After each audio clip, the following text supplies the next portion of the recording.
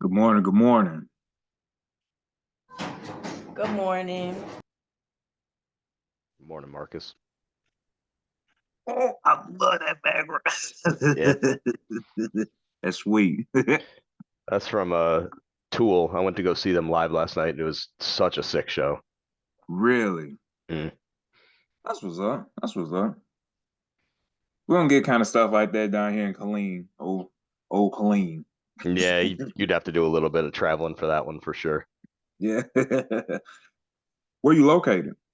South Austin. So- Okay, okay. That's what's up. That's what's up. Oh man. I used to live that life, man. I lived in Lubbock for a few years, so I was used to like nothing coming out there. Just trash. Pretty Oh tragic. my goodness. But yeah, but that's on my to-do list and do some traveling this year. You got anywhere Yeah. picked out? Huh? You got anywhere picked out that you want to go?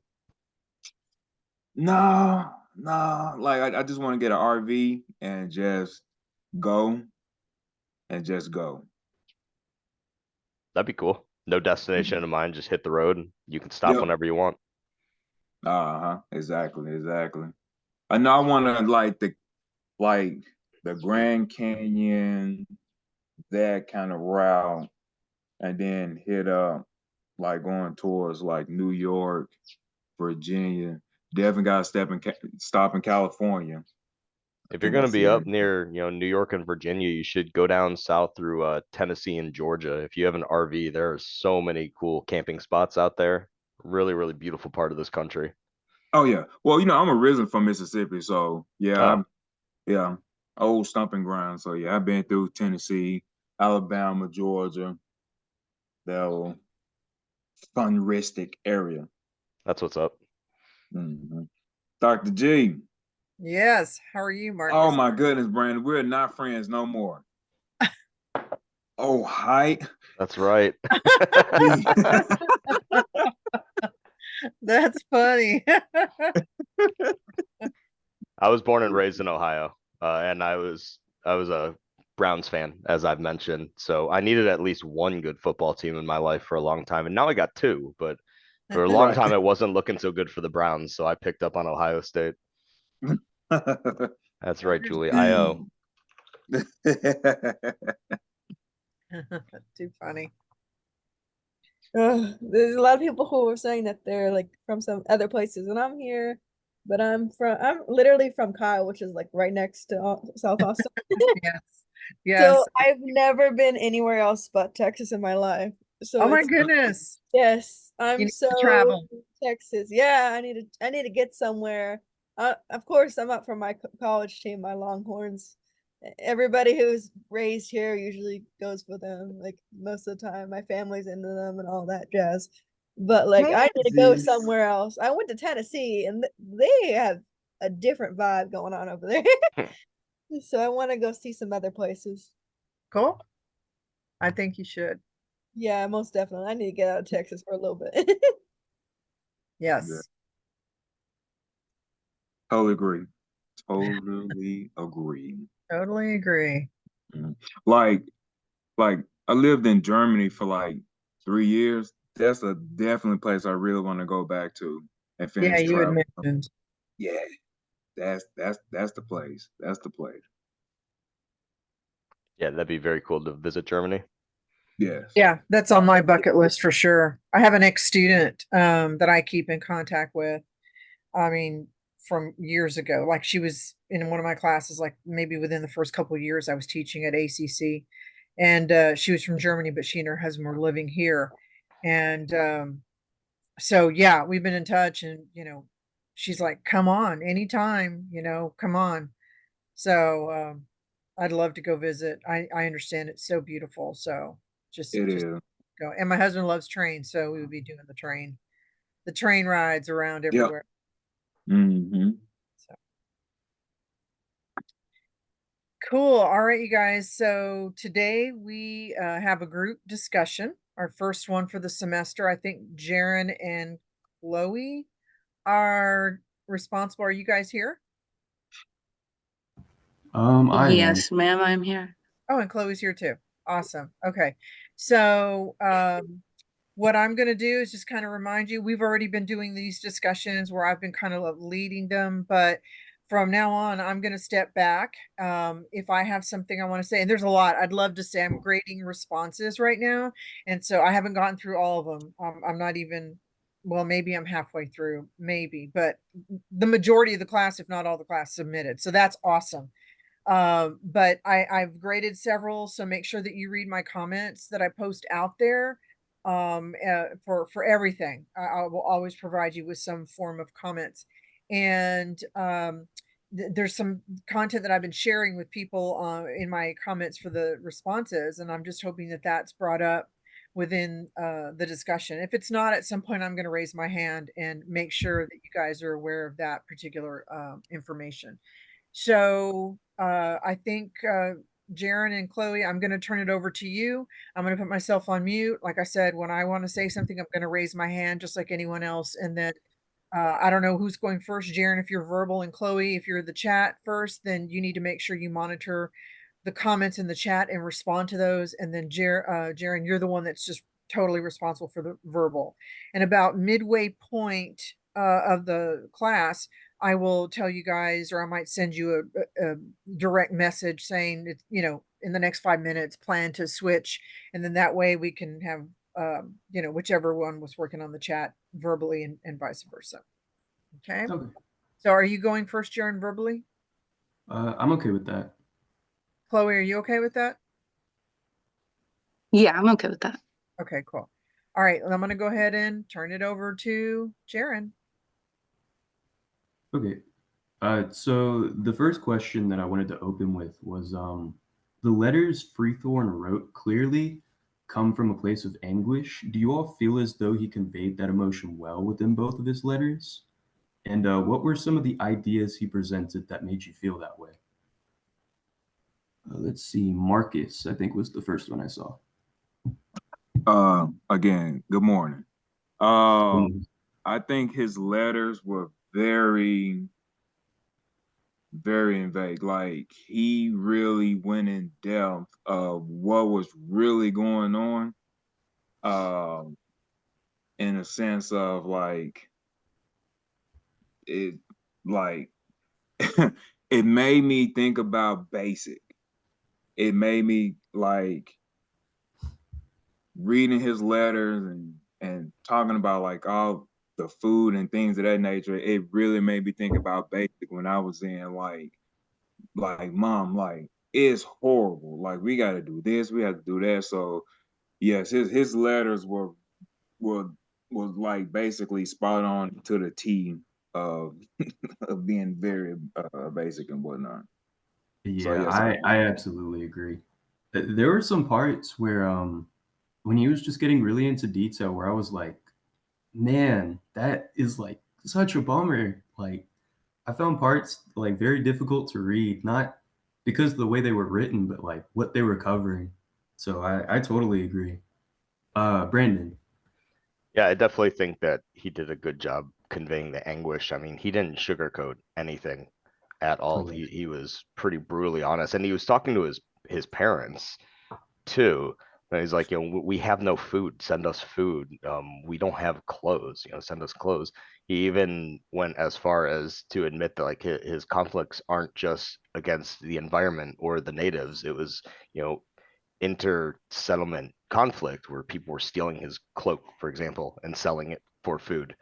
And I thought that was interesting. It was a part of early American history that I wasn't really aware about.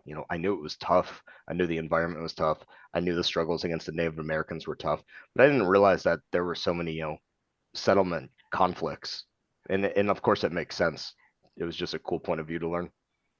Yeah, absolutely. I also found that super interesting. I kind of wish I covered that a little bit more when I did the writing, but it was super sad that it kind of felt like nobody was in his corner. Like not even the people sharing the same situation as him had his back because they were stealing what little clothes he had to sell off for food too.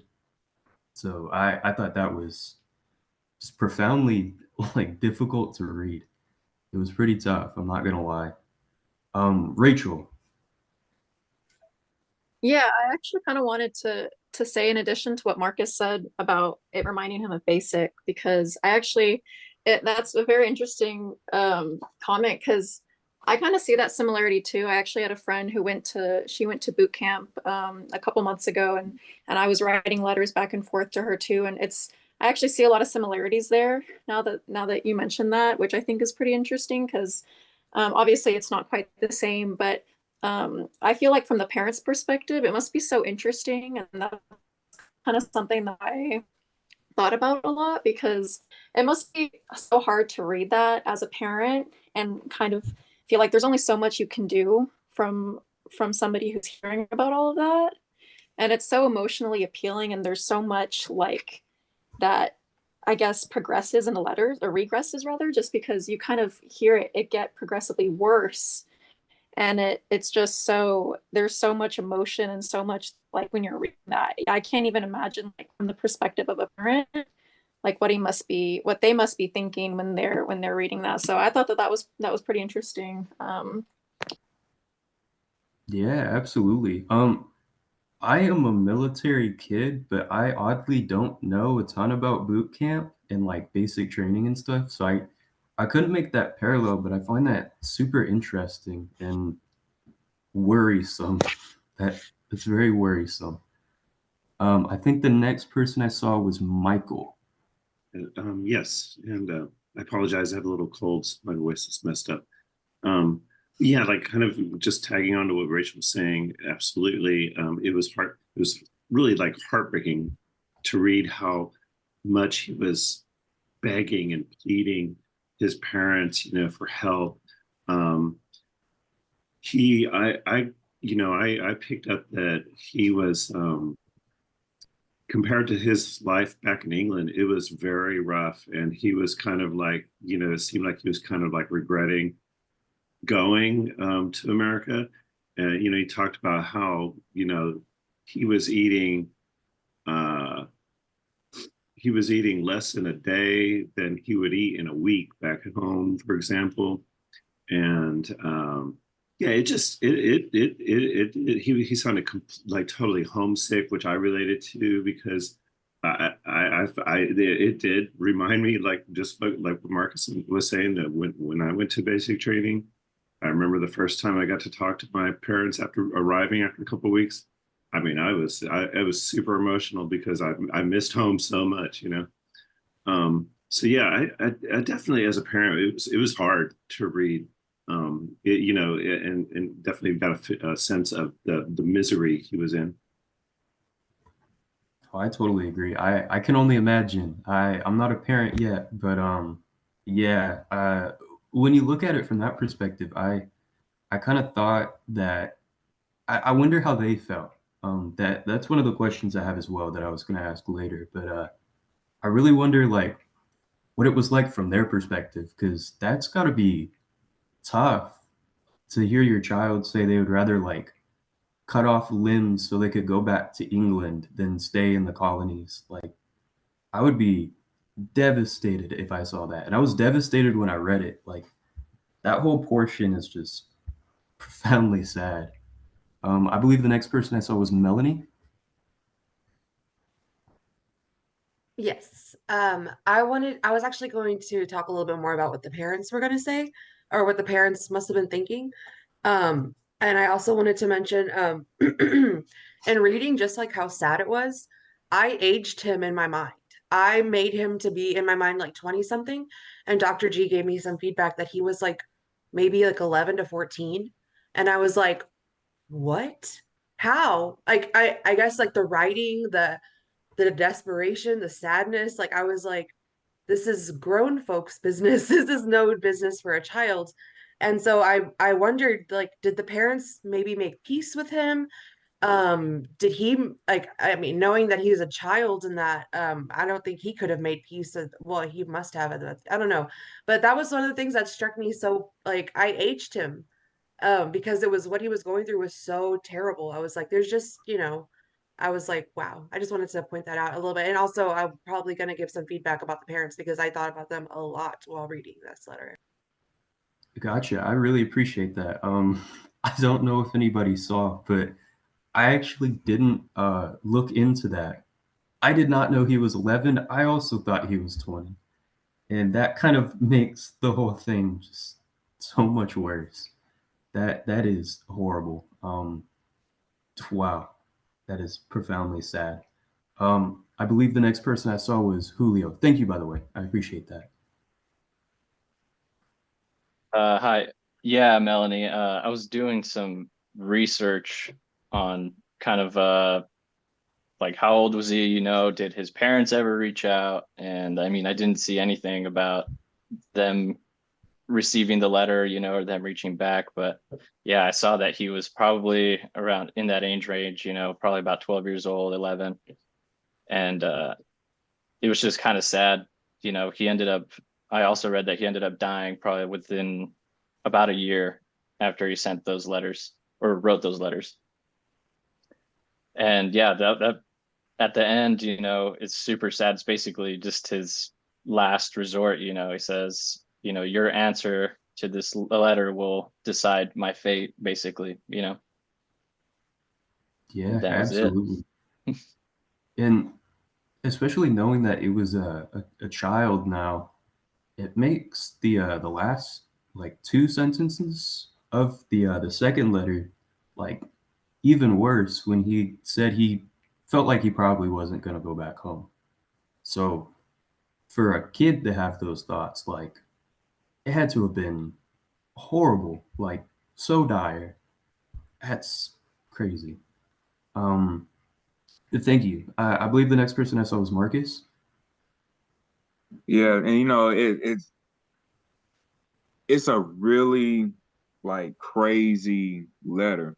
And then also doing some, reading as well. Like you could tell he was young because I think like on one of those another reading it was saying like he was young and he died like a year later. And it just really took in, the whole perspective of just everything that glitter isn't gold because to me it seemed like, well, I'm gonna go to this new world and I'm gonna get some land so I can show my parents that I'm good and I can stand on my own 2 feet. And he gets over there and it's just like it's horrible.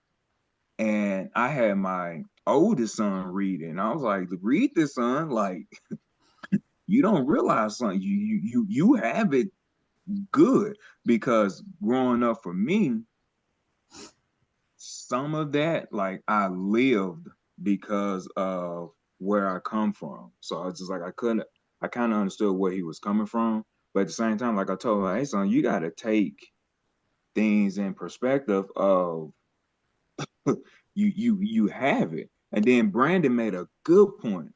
His parents could have sent him over there because he was probably bad or he wasn't listening. And it was just like, hey, you know what? Since you're not listening and you're not, obeying, we're gonna send you over here, get settled, and then we'll go from there. And I was just like, mm. And then also we have to take in, you know, they don't have UPS. He could have sent that letter 2, 3 months ahead of time. His parents got it and then like wrote back. I was just like, he couldn't send an email. He couldn't send, through the regular mail. So that time frame of that letter getting to his parents, it just dawned on me. How long did it take before his parents got that letter and just really understood like, oh my goodness, like he's in shambles, like it's very hard for him. So yeah, it just that I had to think about though. No, absolutely. I think one of the most interesting parts of like the post reading comprehension, like learning a bit about the history around the letters, um, we have no idea what the parents even thought. We know like very little, at least what I could find about them. I don't think we know the context behind why he went either. So it leaves a lot up to interpretation. And obviously that leads me to just assume and hope like he went on his own volition. But if it's a case where like he was sent out with the intent of like maybe he was bad, so they were like, you need to grow up a little bit. We're gonna send you to the colonies. If it was like that, then that is just so sad. And well, there are parallels of that happening today. Nothing like it's not. We don't send people to colonies and then they get attacked by the natives or people steal their clothes. I hope. I would imagine. But I guess the stealing part could happen. But I just found that to be a horrible. Like it's so sad. I believe the next person I saw was Rachel. Yeah, kind of again going off of the topic on his age. I thought his awareness is like really interesting because like I don't know about y'all, but when I was like 11 years old, I was quite like full self-aware of like I guess a lot of things that you experience like once you get older, like just terms of mental health and things like that. So I feel like self-awareness of course, like he did sound very sophisticated in his writing, which is the reason I also thought that he was older. But it's interesting because I just think to be so aware of everything going on and like to be experiencing that at that age is brutal. But also kind of something that I thought was interesting was that he sounds like an adult and he sounds so like he gets old at the same time that when he has such dedication for his parents that it kind of makes him sound it's so interesting that connect because you read it and you're thinking well like he sounds so mature and he sounds like older for what he's experiencing and the way he's writing but the same desperation the same like calling out to his parents for help and describing all that and that emotion piece that also just kind of takes you back to like he's still a child, like he's young. He's gonna call out to his parents for help because he's young. So I thought that was also something that was bizarre to me just to kind of compare those two aspects in his writing. And yeah. Yeah, absolutely. I think knowing now that he was like 11, it kind of puts it more into perspective. I think it makes definitely like the last half of the second letter, it kind of makes that make a lot more sense. Just the way it was written and how he was like, there's nothing I want more in this world. Not to leave, not to have more food or clothes. He just wants to be with his parents, which, I mean, knowing he's a kid now makes that just so much worse and so much more profound. I feel. Thank you for that. I think the next person I saw was Alicia. Good morning. So I'm going to bring a different perspective to this, and just from what I know from, my parents being immigrants and whatnot. But I think back then, I don't think, I think what they did in their train of thought was, giving him a better life and going to, although he was a servant, indentured servant, they give you are under contract to serve for 7 years. And if you're lucky, you make it that far. And then you're promised to be given supplies, education, training while you're doing all this. And then when you're done and you reach your freedom, they give you the means to make your own, living in the world. So they give you money. So all that sounds tempting. You think, okay, 7 years, you're young and you're a boy, that's the mentality then. You're young, you're a young boy, you're going to make it past that time, you're able to do it. And he sounds very mature. So I don't know what the poverty level was for the parents, but it sounds like he was also made to provide for the family as well. So that's kind of my thought. And unfortunately, the bad thing about this way of going, that most of them don't even make it past that contract. And obviously, he didn't either. So, which makes it very sad. Yeah, absolutely. I think it definitely, the way you look at it is far more realistic, and I think the way that I was seeing it definitely was like the ideal, like I really hope this is the case. But I mean, realistically, yours is probably what happened. Um, they probably sent him out either so he could make a life for himself, or so after those 7 years were up, he would get that pocket of land in the colonies, and then his family would come down, and then they would all live there in the U.S. Um, but I know definitely from his writing and what we know of English history, England definitely wasn't the place to be either. It was probably better than the early colonies, but better is it's doing a lot of heavy lifting in that because it's probably not much better at all.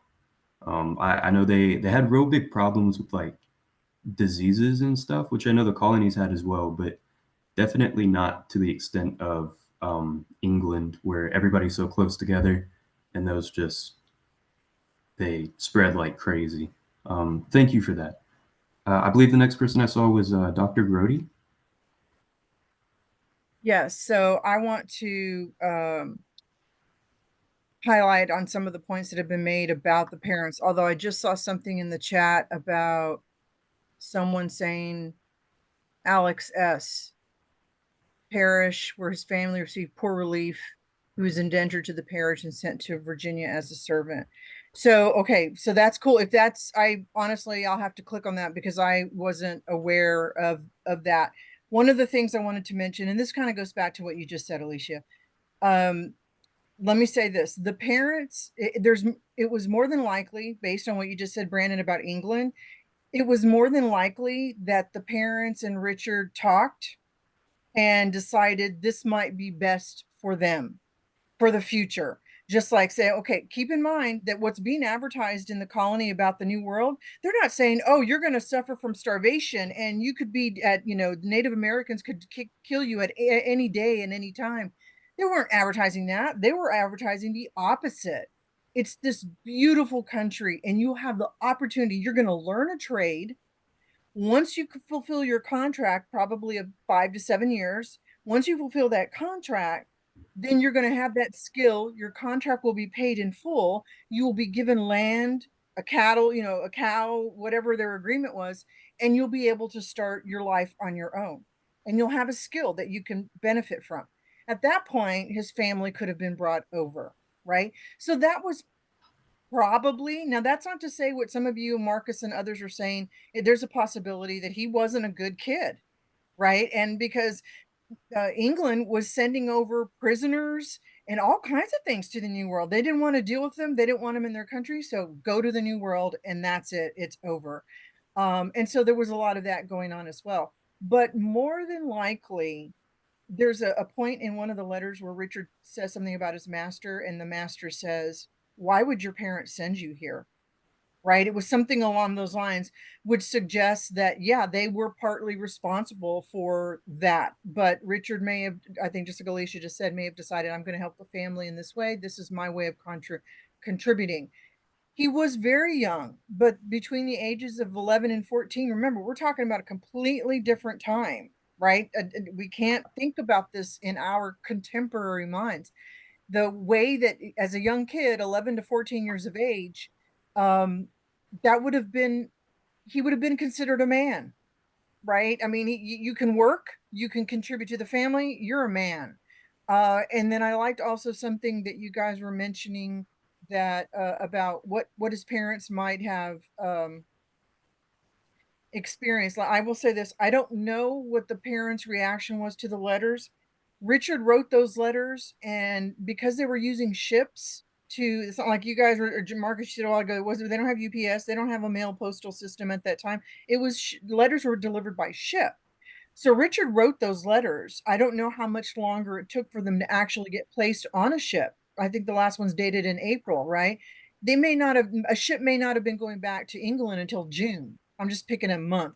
And then it may have taken 6 months, depending on what the ship was doing, if they were making other stops, 6 months to a year for those letters to arrive in England. Unfortunately, by the time the parents received the letters, because obviously the letters are in England. They're in London. That's where they're located. That's where they exist today. The likelihood is the parents received the letters, but by that time Richard had already died.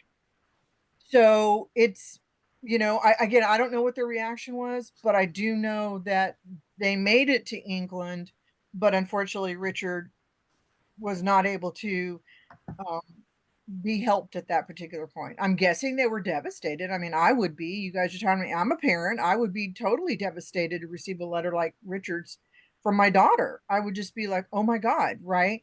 But I don't for sure have the backstory of why he was sent. I'm purely guesstimating based on what was going on in England, based on the fact that the family was saying, maybe there's a better life for us. We're also talking about the fact that, I'm sorry, I'm going on this rant. I'm talking about the You're fact okay. You're all good. that the parents are, that they were considered poor. But keep in mind, and I said this to some of you in your responses, Richard could read and write. For the time, that says a lot about Richard. And some of you were talking about the diction and he has misspelled words. Those were the way the words were spelled at the time. In this time, we can look back and go, oh, they're misspelled. But for the time, that's how they were spelled. And some of you just said in the chat that he sounded much more mature for his age. I agree. Considering that he can actually convey his thoughts and feelings almost like you guys thought he was an adult, the fact that he's conveying them that way, and that he recognizes he's probably going to die, because he says, if I die, make sure my good master here will, communicate with him and he'll give you whatever money and so forth. So he recognizes that as a possibility. He's not dumb. He fully understands what's going on. Yeah, you guys also mentioned the fact that he says he's eaten more in a week or in a day back home than he's eaten in a week where he is now. The fact that they have food every day says something about the family as well. He also talks about his clothes. Who owns a cloak? For the time period, you know what I'm saying? You own a cloak. I don't have a cloak anymore. He's talking about specific items like I can't even remember not suspenders, but shoe guards and all these certain items that I'm thinking, dang, I don't even own that kind of thing. But for England, that would have been like the typical suit, if you will, for those who could afford clothing. They obviously could afford clothing, and they obviously had enough money to share food with beggars who came to the door, because he even mentioned something like that, or the servants, he mentioned something like that as well. And if they have servants, how poor are they? Okay, so I'm just throwing that all out there to you guys about the parents. I'm going to stop talking because I could just go on and on. Sorry. No, you're good. I think that was a good point actually, because now that I think about it, I think we have like three that we've kind of settled on as possibilities for why he was there. And I think that last one is super interesting because if they were well off, then that tells me that I don't think he was a bad kid. I don't really, I, I feel like that's a bit of a stretch, at least from what we know, because we have two letters to go off of, and none of them really express anything like bad behavior. But I think that's an interesting point because if they are well off, then that tells me that maybe they just wanted like a place in the colonies that they could claim right off the bat, because maybe they thought it was going to be the next big thing where like, I mean, it literally was the new frontier at the time. Like it was the new place to be, all these possibilities, all these crazy things that they could find, and people were going there just to make a life. I mean, even when we're reading about like the first settlers, like a lot of them who were there of their free will went there just to start a new life. Like they wanted something new, they wanted a change, and they thought maybe going there was gonna future proof the rest of their life. So I could definitely see it being another example of that, where they sent him off with the idea that if he makes it through his 7 year tenure, they would get this big pocket of land that their whole family can live on for the rest of their lives, and it would be inherited and amount grow in value, stuff like that, like land typically does. I appreciate that. That's a very unique perspective, actually. I think the next person I saw was Andrea. Forgive me, sorry. Alexandria. Sorry, I'm so tired. I apologize. I was like, who's that? But yeah. I'm so sorry. Okay, so I think definitely going into the perspective that knowing how old he was, that definitely does. Like now, I'm like, oh wow, this is. But again, like Dr. G was saying, at this time, you're 14, you're 11, you're an adult. You're out there. You got to start making yourself a living. These people didn't have long to live. Like they needed him to start like growing up. So I think that would might have been something that his parents might have done was maybe they were thinking he needs to start growing up. Like he needs to realize that these are the things he's got to work for in life. And at first, I don't think he thought of it as a bad idea of like going to see a new world and like an adventure. But I think he grew once he like realized what was actually happening. I think he was like scared. Like I think he was worried because he didn't know that it was gonna be that bad. He just like was like, okay, I'm going here. This is what my parents sent me, or this is where I'm sent to be. And then he sits there and he realizes like, man, this is a bad place. He's not gonna be able to make a living as easily as he thought. He's not gonna be able to do things like he was able to do beforehand. Like that's it, man. Like he's done. He really is done because he's got to work all the way from the beginning. And he comes from a household that's like really really wealthy from what he's saying, and it's like once he sit there, like the money he has there, it's no good. Like now he's got to start all over from the beginning, and it's I think it just hits him like, oh my goodness, I might never see my parents again because if he can't afford like a meal every day in the new area that he's in now, then there's no way he can afford a ship to take him back to England. Like there's no way. And it's just like I don't think he thought that he was gonna die there. But like he probably did considering what other people were saying. But like with all the diseases and stuff, and everything that was going on, I think it really opened his eyes up to like, oh my, like there's actually a really scary world out there. It's not gonna be as easy as I thought. Like he really did have to change his perspective. And by the time he realized that, it was a little too late for him to start changing. Because, he's here, he got no money, he can barely pay for clothes and food and all that things that you need. Like, that's the end of it, really. If you don't have that kind of money and no one, you don't have, you're from a different place and like, these people aren't going to want you here. And I think that's the other thing is with like the Native Americans, we say, they were like fighting him. It's like he's they're yeah, he's scared now because these people can tell that he's not supposed to be here and he's doesn't know what to do. Like he thought it would be different. So I just wanted to point out that. But like, yeah, it's scary. And like it's just but at this time zone, like really nobody cared. They're like, well, you gotta figure it out now. Like bye. But like still I think you gotta think about that. Like it wasn't gonna be like, oh, I'm so sorry. You can go home now. Like nobody's gonna say that to him in this time zone.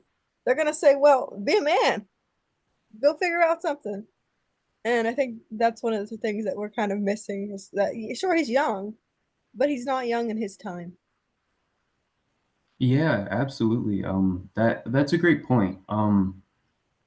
Like Dr. Grady and yourself said, being at that age at that time, in that period, you were considered an adult because you can work, you can provide, stuff like that. So when you take that into context, it definitely makes a lot more sense as to why he's in the position he's in, especially considering like the time period where they're going to the new frontier, why he was there.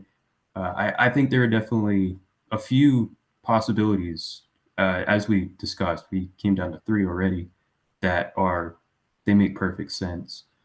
But your point on him being 14 or 11 that I found that particularly good because it when you put it into perspective, when you're around that age, I feel like that is the age where you most want a support system. I feel like when you have a support system at that age, that's when, I mean, those are your developmental years, and you learn a lot of important foundations for the rest of your life. I feel like that's when a lot of us, I wouldn't say fully matured, but definitely we were getting there. We were learning the basics. We were getting a lot less childish. We were learning how the world actually is, as opposed to that like naive kind of outlook that we have when we're younger, like 8 or 9. And I found it so crazy. Uh, Obviously, not at the time, because I also thought, like Melanie said, where we thought he was like 20 just by the way he wrote in his situational awareness and his emotional awareness. Um, I think it makes sense that it comes off more childish, and I don't mean that in a bad way. Obviously, he was a child, but to not have that support system is crazy. And now that I'm thinking about it, I kind of want to go back and reread it with that perspective now. But now that I'm thinking about it, um, it the way he wrote it makes so much sense. Not having the support system, given the way like he talks about stuff, like he never speaks ill of the other people that he's with. He's just like, yeah, this one guy stole my cloak and sold it for food. That kind of sucks. And when you put it into that perspective, it's like, yeah, it makes total sense that it would be written in this way because it's written by a child who is mature for his age, probably more mature than most of us were at that age. Because I can't even imagine going through any of that, even at my age now.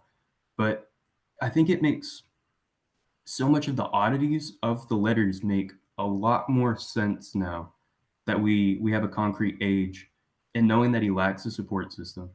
And I really appreciate you bringing that up because that makes me very interested in reading it again.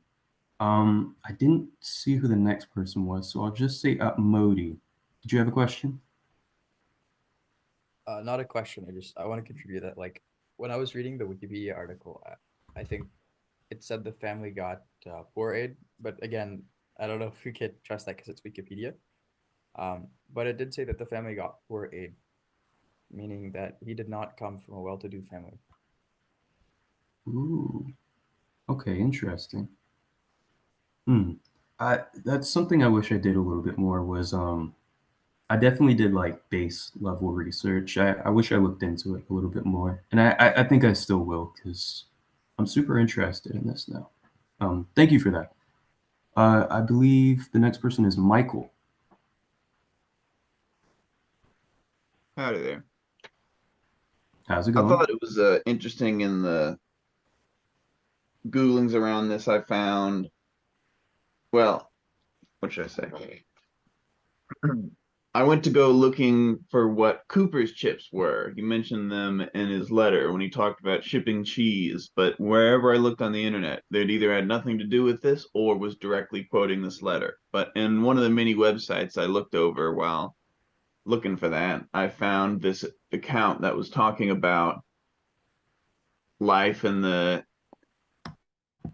life in America versus England, and a quote from like William Penn, who found in Pennsylvania that America was the best poor man's country, talking about how, at least for the white immigrants there, they were healthier and they were taller, which was a sign of better nutrition. They were more likely to own the lands that they farmed, whereas back in Europe, most of the people were peasants. But then, coming back and reading this letter about how awful it was, and looking it up, I realized Pennsylvania would have been founded like 40 years maybe or so after this letter would have been written. But it's an odd kind of survivorship bias that very literally, if you discount all the people that died, for the people that survived, they did better, but for the people that came over, the vast majority of them died. But Yeah, it's definitely changed the absolutely. way I looked at the early colonies. Definitely. There's like a huge part of that that is like literally just luck. Like you can't control what the native population is going to do regarding your colony. You can't control what the other colonies are going to do. I know there was quite a bit of like infighting. I wouldn't say like violence and stuff, but I know maybe violence. I don't know enough to discount that. But in the early colonies, I know like theft was huge, even as amongst like colony officials. They would take what they needed from anybody. So to put a child in that is already alone just crazy. It And was I'll have almost to, comical in a way yeah, of like the level of like we're all diseased, and not just one disease. He's got like the multiple diseases, and we're all starving to death. And there's Indians coming around all the time slaughtering people, and we've got bandits and hooligans coming around robbing us of our food, and we don't have any help because there's no one out here except one person. It's the neighbor, and they already got robbed. We saw it, so we know they don't have anything to help us with. Just like a proper uh full no, stack I get full you. stack bullshit. Yeah, it's definitely like literally all the cards were against everybody that was there. And it obviously it's American history, but it's crazy that even throughout that, like the colonies still formed, they still persevered through all that. It's really crazy to think about. Thank you for that.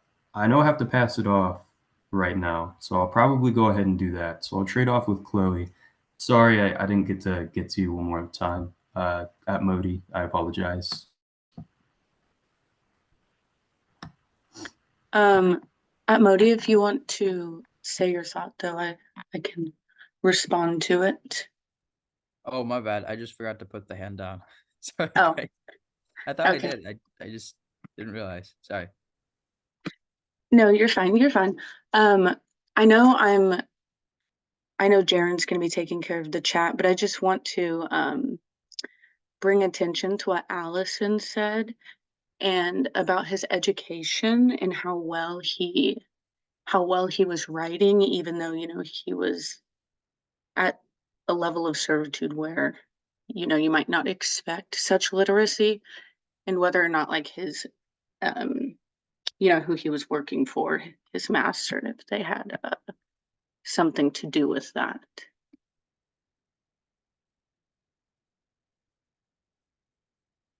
Um, yes, Michael. Yeah, I definitely didn't think he was so young. Sorry. Yeah. I thought that what was I going to say that um he expressed himself like at a higher level of maturity than apparently like how old he was.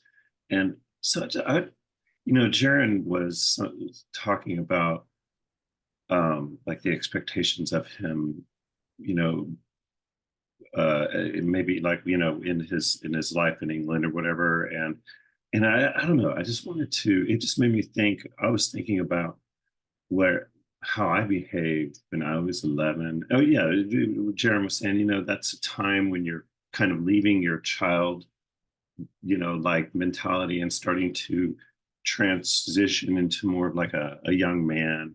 And not to get too personal, but I was definitely in a situation when I was that age.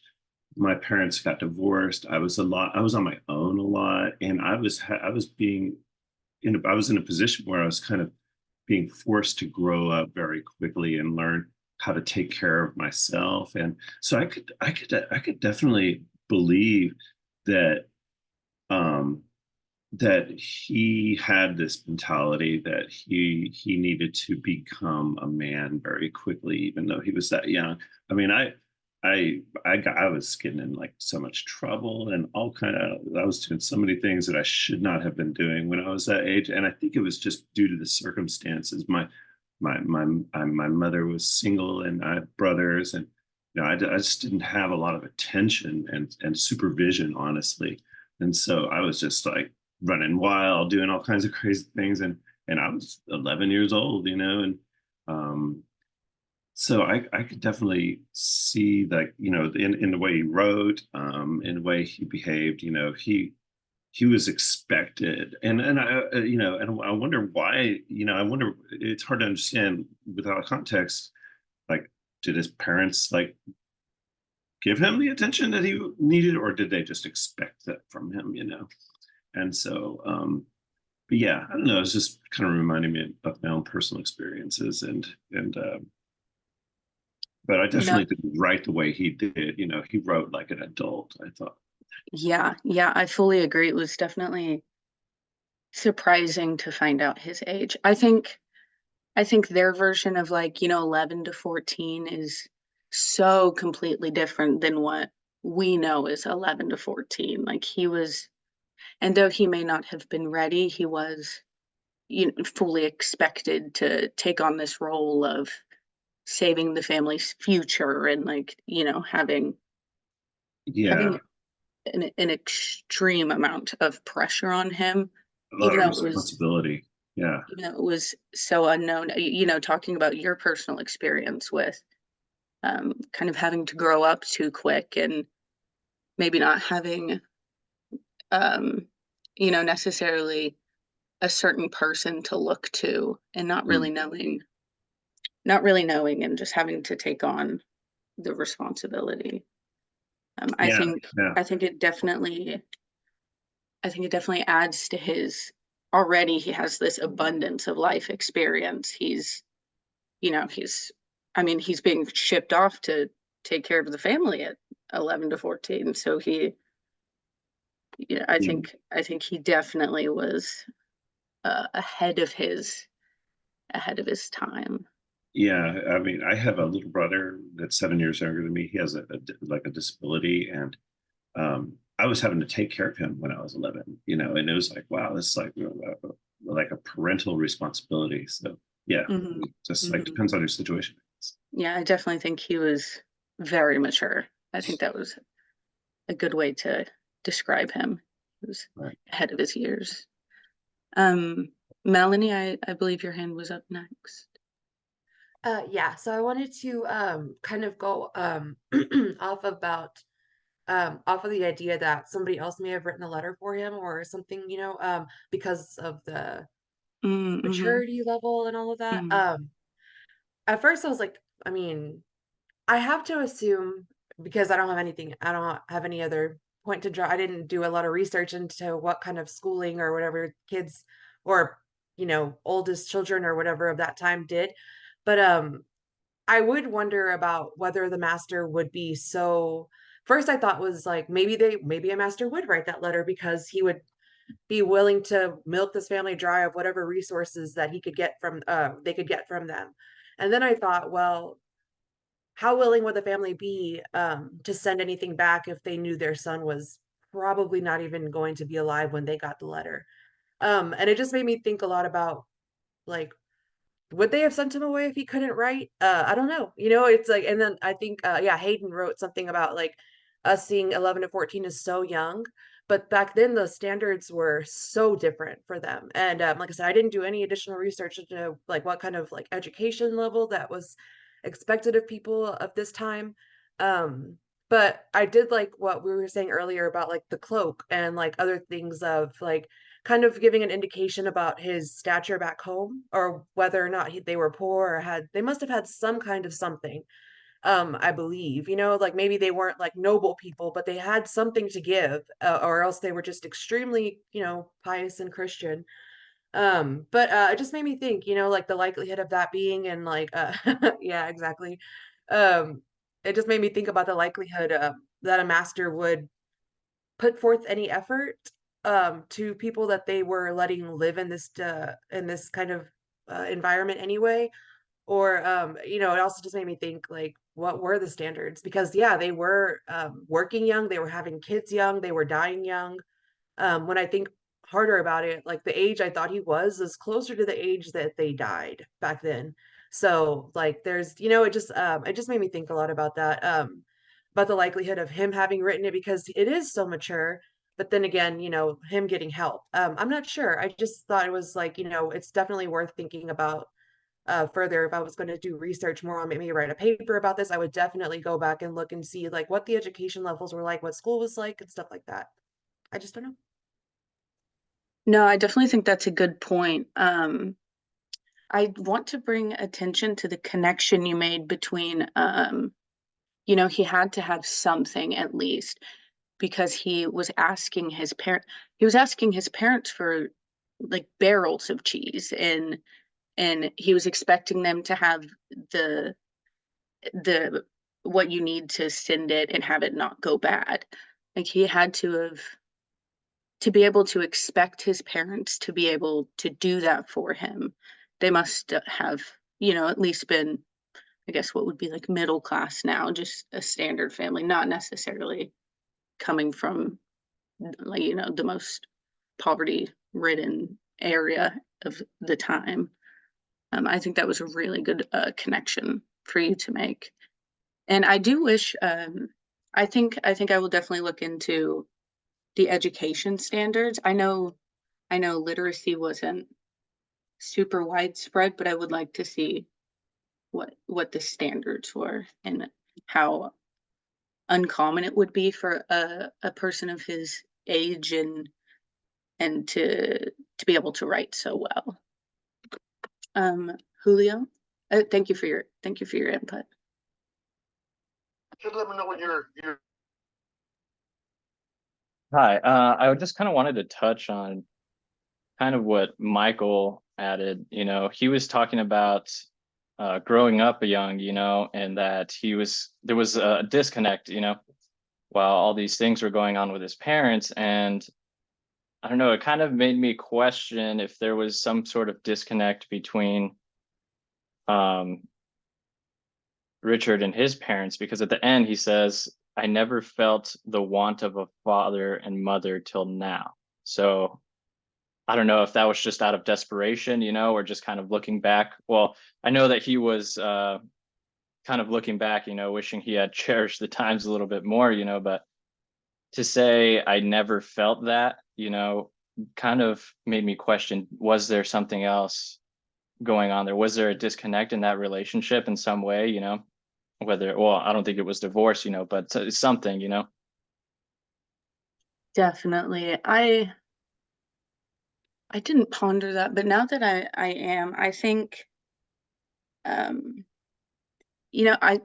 don't know if it's different being, from the a time period standpoint, but I wonder if it could have been just he was a kid, and kids don't necessarily want to spend their time with. He could have been out with his, friends playing some sort of game, but instead he was, sent away, and now he was wishing he could have spent more time inside. I don't know if that's what you were trying to get at or if I met your point, but yeah, I just I mean, who knows, Mhm. I was thinking it possibly could have, there was something more deep rooted there, not Mhm. necessarily, out playing or whatever, but I don't know how close really was his relationship with his parents. Yeah, I guess it's hard for us to know, but I do also wonder. Yes, yes. Thank you. Thank you. Marcus? That does make a excellent question, a great point, Julio and Chloe, because I have an 11-year-old as well, and looking at him and just really thinking about it, he likes to spend time with me, but again, I'm looking at this time of the game system, hanging out with his buddies, again, playing on his game computer. But then if you look back then, they still played with their friends and loved ones and, going outside playing with the stick and throwing the rocks and stuff. So it makes me wonder, like, did he really have that connection? Like, I don't like my parents because of, XYZ. But then he could have still loved his parents, but he still was, like they used to say, smelling himself. still wet behind the ears of really truly loving his parents. Like he loved his parents, but he didn't truly love his parents, if that makes sense. Because like my son, like my oldest, he loves me, but he's 16. So, he's still really trying to find himself. My 11-year-old, hey dad, he gives me a hug and he just skips off.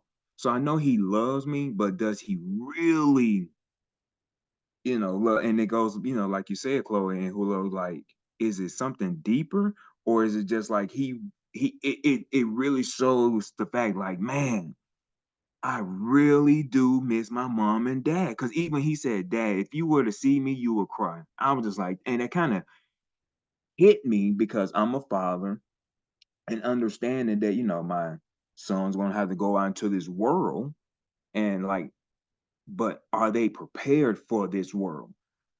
This day, I can't go back to the 1600s because that's a different time frame. That's a different breed of people. So that really, got the old wheels turning to like I love my parents, but man, I really love y'all now because mom used to cook on Sundays and the dinner was good, and we eat and we giving the leftovers to the homeless people, to where here, man, we had to share a loaf of a penny bread with four other people, four other grown men. Now we have that, understanding he's a child. Now I think, back, I'm a grown man. I'm gonna get a bigger piece. You're gonna get this little piece of bread. You better enjoy it and keep moving. Crazy. Man, that's wild. Come to think about it, that's wild.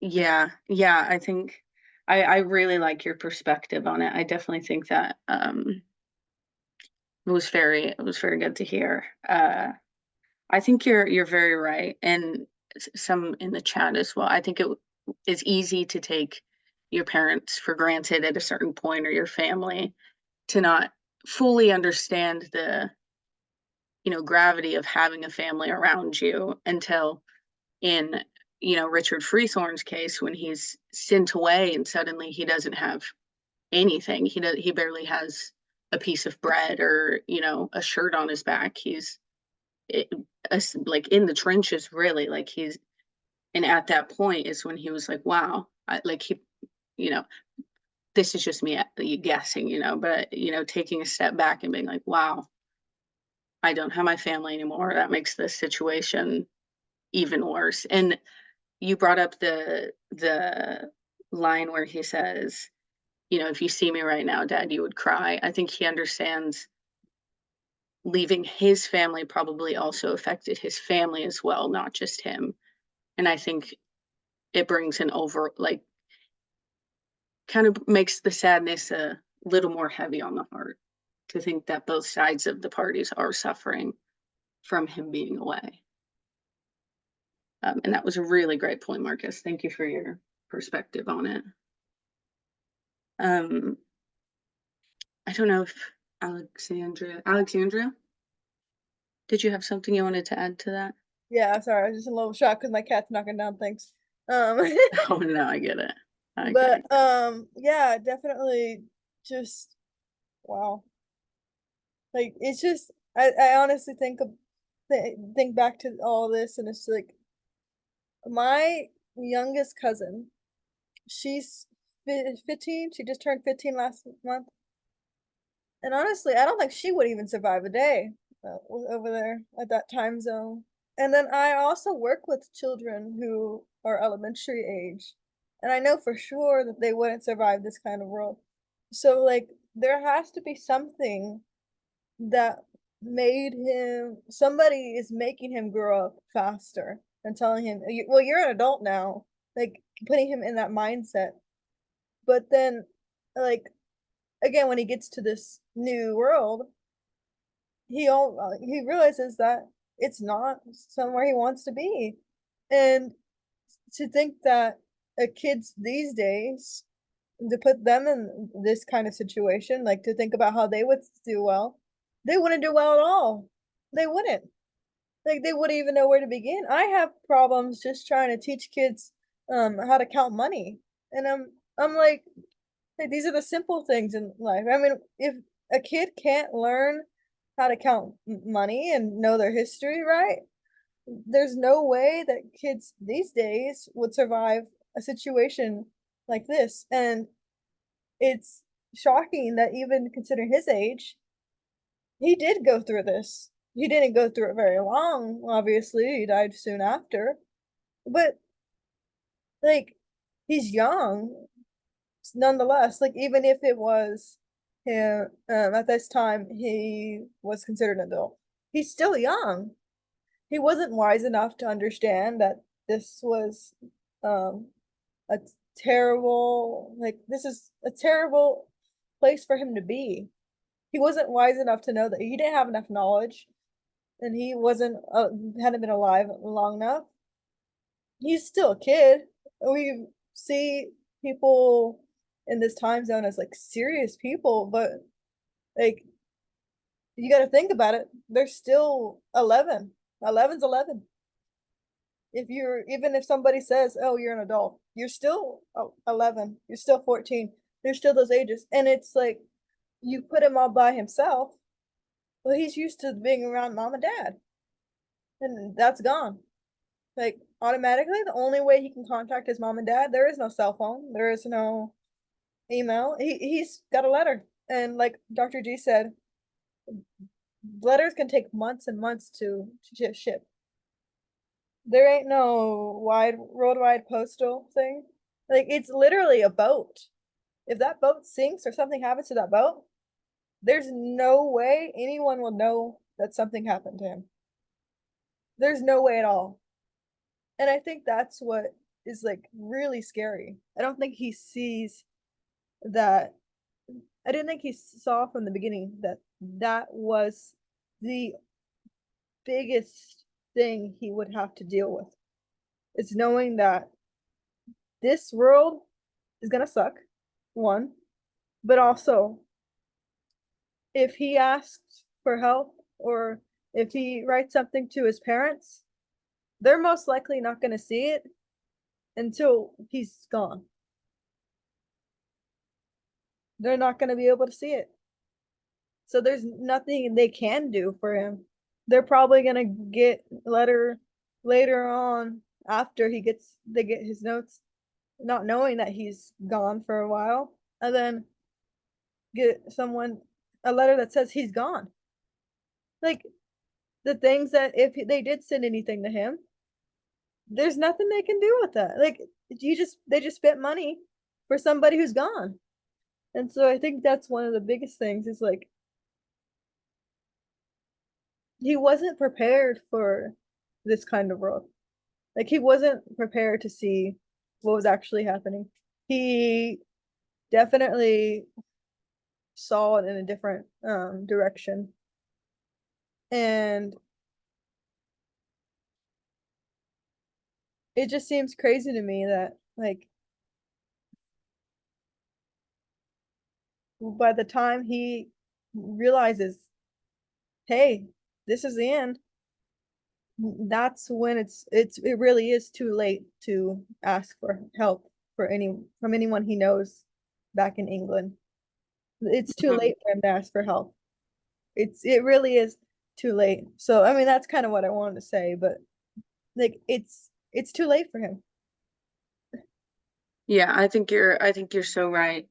You touched on the point of ships maybe not making it to their destination or taking longer than his lifespan for them to receive. And I think that's a really interesting thought to make. And to say whether he was ready or not I mean, if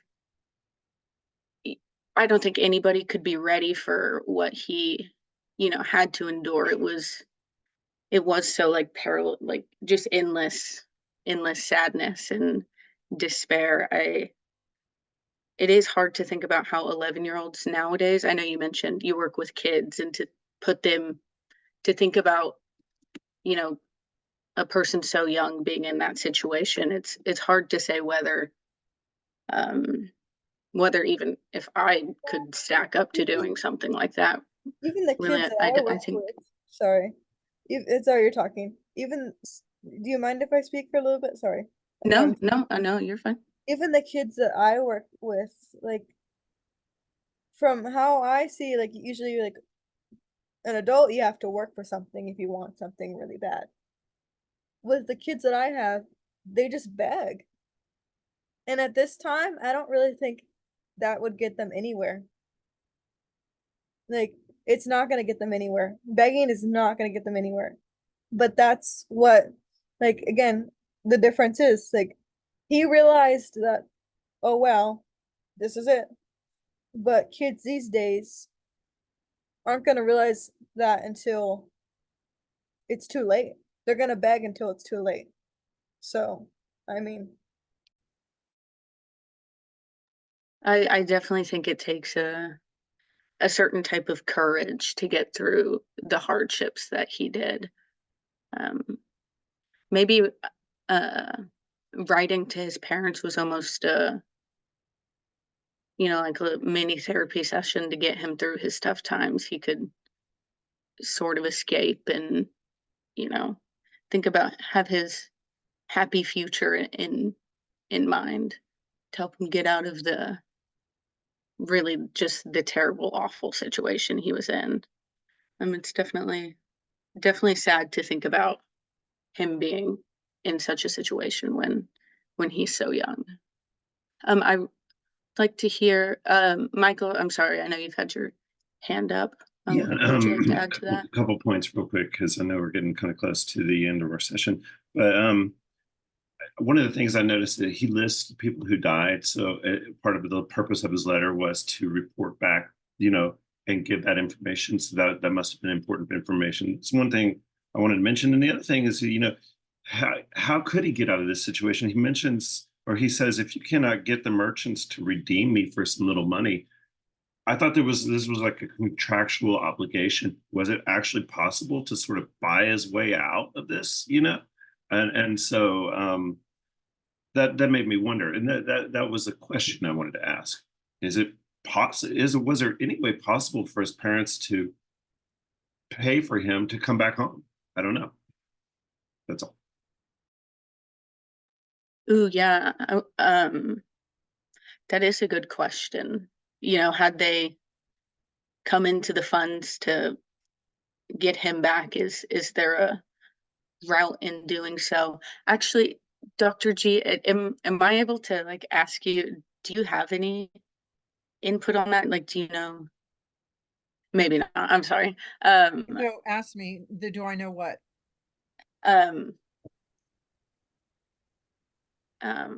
Yeah, I guess never mind. Could he get out of that contract? Yeah. Or was No, it was once you sign the contract, that was it. You can't be like you're bought. required. Yeah, you can't just break it. Yeah. I don't, he's asking for money to help him get out of it. I don't even know if the money, it would have had to have been a very large amount for it to be been considered. So it had been worthwhile for the owner, you know what I mean, to say, okay, you can go, but more than likely, no. I guess it costs money to get him there, to get him back, that is very true. Thank you for your input on that. Julio, do you have something to say or question? Yes, I was just gonna add kind of another aspect to us, on top of all the other things that he was going through, the living conditions, the labor. You gotta also remember that he was probably living in fear, because a year ago there was a massacre. The Powhatan had attacked and killed almost 350 settlers. So it was when I was writing my reflection on this, it kind of made me think about the Vietnam War in some way, worrying, if you're going to get snatched in your sleep, you can't even sleep at night. And so he kind of mentions, some of the interactions that he had with the natives, and so I was just thinking, was like, let's stack that on top of all the other things, it's pretty rough out there. No, you're so right. That had to have been such a scary threat to have in mind. That's actually a point I touched on in my personal response, was his interactions with the tribes around him, and the valid fear of whether or not, because you mentioned all the wars and the death. He had to have been aware of it, and he wasn't super protected. Like, he wasn't in a locked house away from the danger. It must have been definitely scary to have in mind. On top of, already wondering about his future and whether he's going to have food. Is this bread enough to last for 1 month or 1 week? He had a lot of survival worries to have in mind. I definitely think so. I think the relationship with the colonists he was with and the natives probably played an even bigger effect, because I don't think he had anything negative in mind to do. He was just there to work off those years of servitude, and to have, I guess, the fight going on between the colonists and the natives around. He was just kind of thrown into that, as well as all the other hardships he was going through. And I think that's really interesting to think about.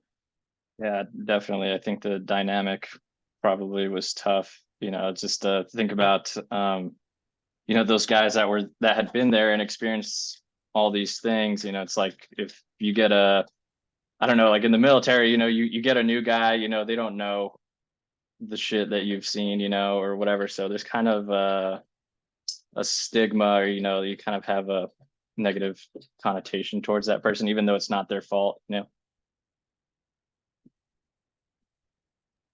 Definitely. And I wonder if was he expected to fight alongside them if the opportunity were to arise? Like, was he expected to put, already at such a low point in, Oh, general health, basically, like he's running on nothing. Was he expected to be front lines, being, just a servant, just a worker? Was his life viewed, like oh yeah, I'm sure he he should have was gone expected first? to fight, because there wasn't that many of them, and if Hmm. they couldn't have an empty hand, and if they were attacked, that's it, the settlement's gone. Hmm. Yeah, I think that's a new thought I hadn't thought of. He really had, and to think of being 11, 12, whatever age, and it's really just so much responsibility. I think the whole letter was just, it was very hard to read, and to put, to put into perspective about, I guess, how lucky we are now. I know we're still going through, our own battles, but to think he was questioning whether he was gonna perish in the night, being slaughtered, or whether he was gonna get hypothermia, or whether he was gonna get, starved to death, not knowing his future. I think it was very, very sad to read, but it was really great. It was really great. Um, does anybody else have any thoughts they want to add? I know we're at the end of our class.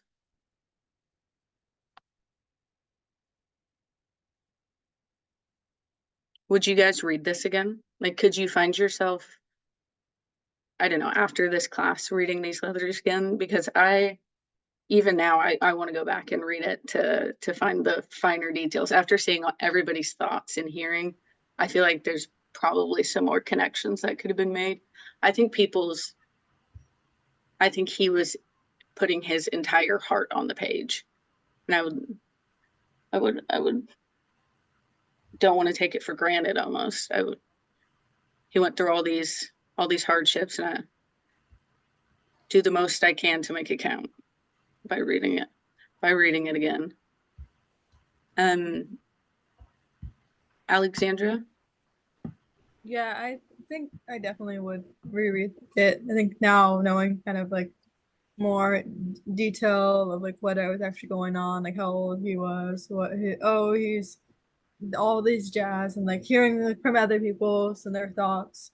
I think it would definitely be nice to reread it. But it also made me interested in like there was more letters like this from other people in history, because I realized that like this is as close as we're gonna get to knowing what happened in the past. And it was very interesting to see a world in such a different way. Like you read it and it really does take you back. But like it's hard to imagine like a world that bad and at this time and how everything is. And Yeah, I think definitely the authenticity of it was a major point. It was very firsthand. I myself like really enjoy reading, and I realized that reading something from the past, even like if it's like a letter, a letter's good, or like a diary from the past. You know how they have those little diary books. I think those would be very interesting to read, because then it would actually like take you through the time, and I feel like it would help me understand the people more. Because I look at it and at first I was like, what is this guy thinking? Like I wasn't sure what he was thinking. I thought he was like a 20 something year old, and I was like, what's he thinking about? But now that I know that he's 14, it's like, well, what his parents thinking? Like sending him off like this? Like he was not prepared for any of this kinds of stuff. But like it also made me curious, like how many other people were sent off like this? Like were how many people at his time were sent off at his age? And like had this kind of experience? Like, was this just, it obviously wasn't just him, but was it, there other people who thought this way and were going through the same things around him?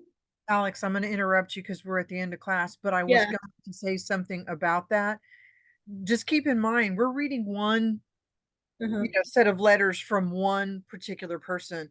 There are other letters that exist that support the content that Richard is describing, but there are also letters where there are people who did complete their contracts and were given the land and were given, whatever else was promised, and that they then began their lives. So there were some successful stories.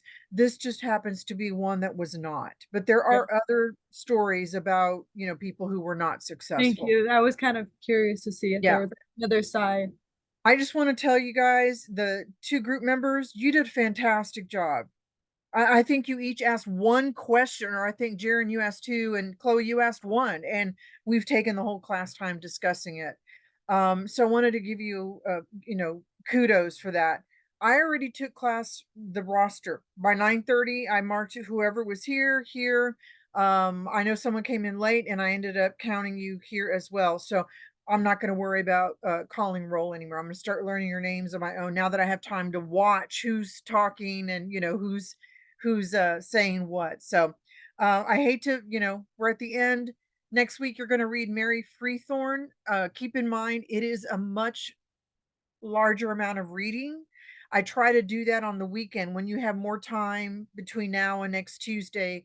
I try to do that. I think there's an exception for 1 week that doesn't happen, but otherwise long readings are usually assigned for the following Tuesday, so you have several days to read it, and group 2 will also facilitate that. So I'm going to wish you a great day. Have a great weekend. Love the discussion today, and see you later. Thank you. All right. Thank you. Thank you guys. Have a great rest of your Have a day. good day as well. Bye, Dr. G, Dr. G. have you Thank ever you. thought about good one. like teaching history in a way? Have you ever thought about teaching history, Dr. G? Because you seem I know the history related to early American literature, but I don't know that I could teach history about, for every single aspect of what's required to be learned in a history course. I know it really interests you, so I was like, maybe interesting.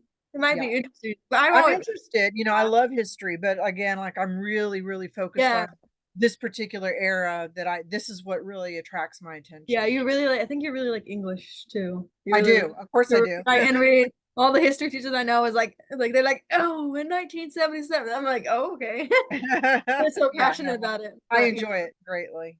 Thank you.